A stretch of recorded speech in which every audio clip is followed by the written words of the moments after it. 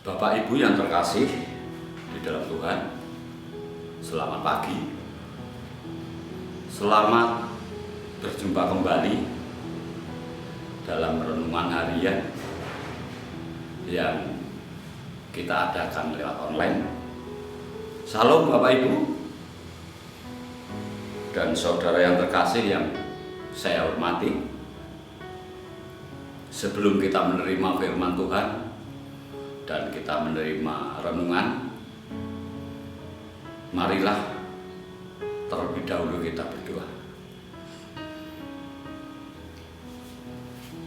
Tuhan Allah yang bertata di surga yang mulia, terpujilah nama-Mu kekal sampai selama-lamanya.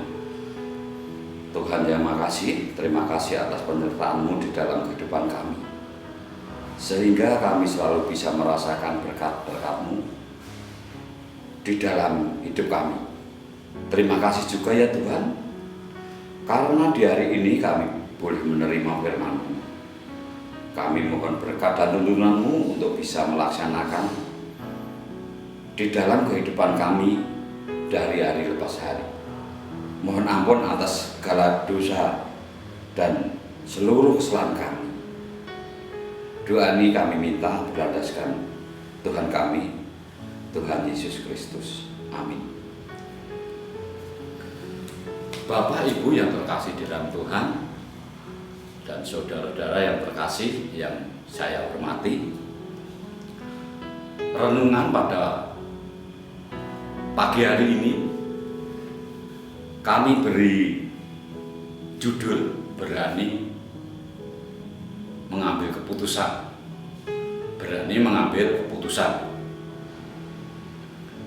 Bapak, Ibu, dan saudara yang terkasih, di dalam hidup banyak keputusan yang mesti kita ambil.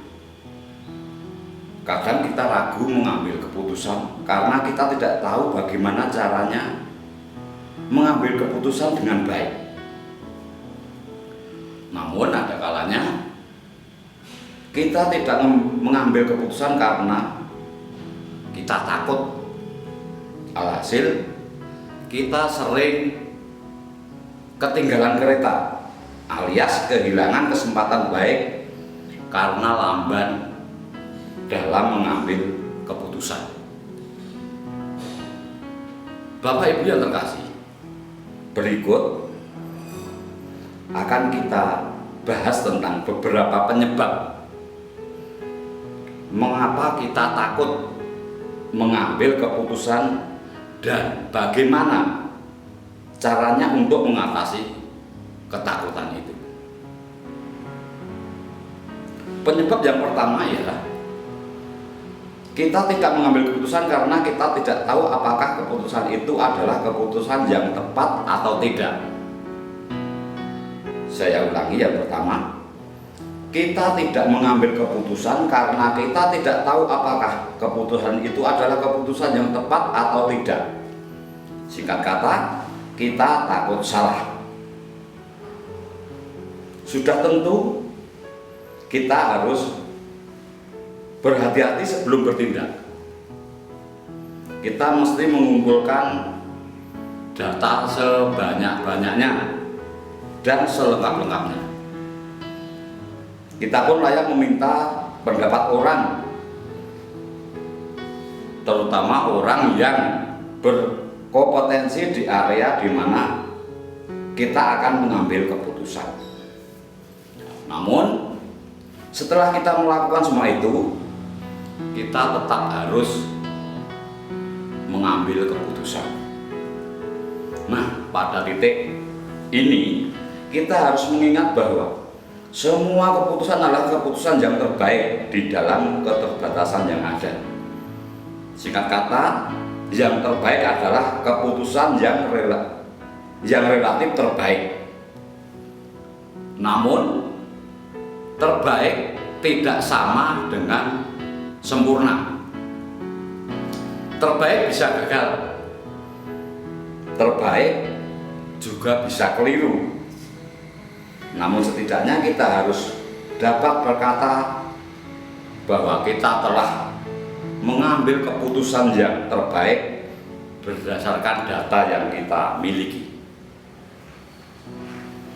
Penyebab yang kedua, kita mengambil keputusan karena tidak menyukai tanggung jawab. Saya ulangi, kita tidak mengambil keputusan karena kita tidak menyukai tanggung jawab. Kita senantiasa ingin berada di balik orang lain karena kita mau memikul tanggung jawab. Pada umumnya, sikap seperti ini muncul dari dua sumber. Sumber yang pertama, kita dimanjakan sehingga tidak pernah memikul tanggung jawab. Kita dimanjakan sehingga tidak pernah memikul tanggung jawab. Dan yang sumber yang kedua, kita takut menanggung akibatnya yang buruk. Mari Bapak Ibu kita lihat kedua penyebab ini satu persatu. Ada orang yang dimanjakan pada masa kecilnya sehingga ia tidak pernah diserahkan tanggung jawab. Semua telah diatur dan ditinggal, dan ia tinggal menerima hasilnya.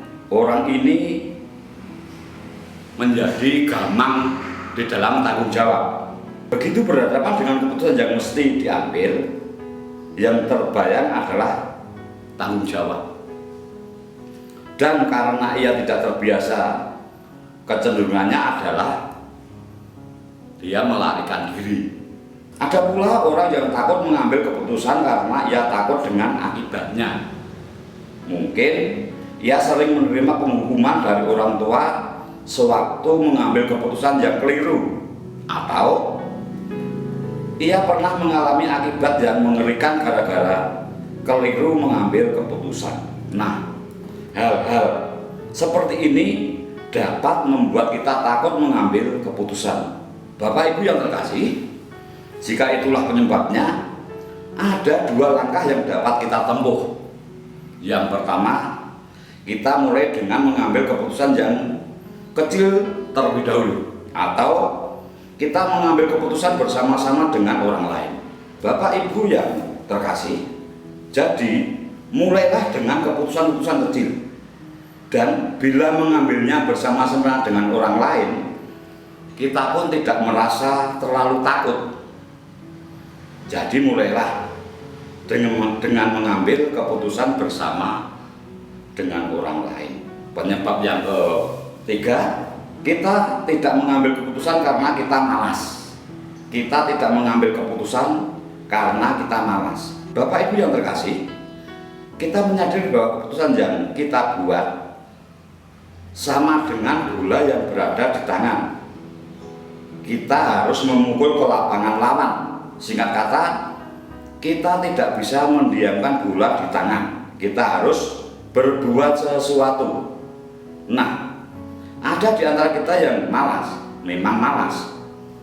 Itu sebabnya kita menghindar dari keputusan karena kita tidak mau direpotkan melaksanakannya. Setiap keputusan akan merepotkan kita. Jadi kita harus siap repot melaksanakan bila ingin mengambil keputusan itu. Bila kita menolak, pada akhirnya orang akan terus mengambilkan keputusan untuk kita, dan itu berarti kita tidak akan bertumbuh dewasa. Masalahnya adalah orang pun akan sulit mempercayai kita dengan tanggung jawab apapun karena melihat kita belum dewasa. Dan tidak bisa tidak, kita pun akan makin kehilangan kepercayaan diri. Belum lagi orang makin tidak respect kepada kita. Penyebab yang keempat, tidak mengambil keputusan karena kita kurang beriman. Kita kurang mempercayai pemeliharaan Tuhan. Di dalam pengambilan keputusan, kita mesti mencari kehendak Tuhan. Setelah meyakininya, kita harus berserah secara total kepada pemeliharaan Tuhan. Kita mesti berjalan di jalan yang benar, apapun rintangan yang mesti dihadapi. Salah seorang yang bukan saja berani mengambil keputusan, tetapi juga dapat mengambil keputusan dengan tepat adalah seorang Yonatan, putra Saul. Kendati ia adalah putra mahkota, ia tidak melihat hal itu sebagai sesuatu yang mesti diterimanya. Ia tahu bahwa Tuhan telah memilih Daud untuk menggantikan ayahnya. Namun Yonatan bertindak lebih jauh daripada sekedar meyakini pilihan Tuhan. Ia pun berani menantang ayahnya. Sebagai akibatnya, bukan saja Saul mencaci makinya, Saul pun melemparkan tombaknya pada Yonatan untuk membunuhnya. Seperti yang ditulis dalam 1 Samuel 20 ayat yang ke-33. Namun Yonatan bergeming, ia terus berjalan di atas keputusannya. Inilah yang menjadi dasar keputusannya. Sebagaimana disampaikan kepada Daud, janganlah takut, sebab tangan ayahku Saul tidak akan menangkap engkau. Engkau akan menjadi raja atas Israel, dan aku akan menjadi orang kedua di bawahmu. Seperti yang tertulis dalam 1 Samuel 23 ayat yang ke-17. Amin. Tuhan memberkati. Demikianlah Bapak, Ibu, dan Saudara yang terkasih dalam Tuhan, renungan pada pagi hari ini yang bisa saya sampaikan. Sebelum kita tutup, mari kita berdoa dahulu. Kembali menghadap kehadirat-Mu dalam doa ya Tuhan, puji syukur dan terima kasih kami sampaikan karena Tuhan selalu berkenan hadir di tengah-tengah kehidupan kami. Terima kasih Tuhan karena firman-Mu pada pagi hari ini mengingatkan kami untuk berani mengambil suatu hal, keputusan. Kami percaya karena berkat dan tuntunan Tuhan, kami bisa mengambil suatu keputusan yang baik dan benar. Tuhan yang makasih, pada hari ini kami juga berdoa untuk saudara-saudara kami yang seiman, yang mempunyai persoalan-persoalan di dalam kehidupannya. Bimbing dan berkatilah ya Tuhan, agar saudara-saudara kami bisa mengambil keputusan dengan baik dan benar. Kami juga berdoa untuk saudara-saudara kami yang sakit, berkati semua usahanya, sehingga segera sehat dan pulih kembali dan dapat berkumpul dengan kami, memuji dan memuliakan nama-Mu. Tuhan yang makasih, kami mohon ya Tuhan karena wabah COVID-19 ini yang sangat mengganggu di dalam kehidupan kami. Untuk itu ya Tuhan, sirnakan COVID-19 ini dari muka bumi. Ya Tuhan, ampuni semua dosa dan kesalahan di dalam kehidupan kami. Doa yang tidak sempurna ini, kesempurnaannya kami minta atas satu nama Tuhan kami, Tuhan Yesus Kristus. Amin.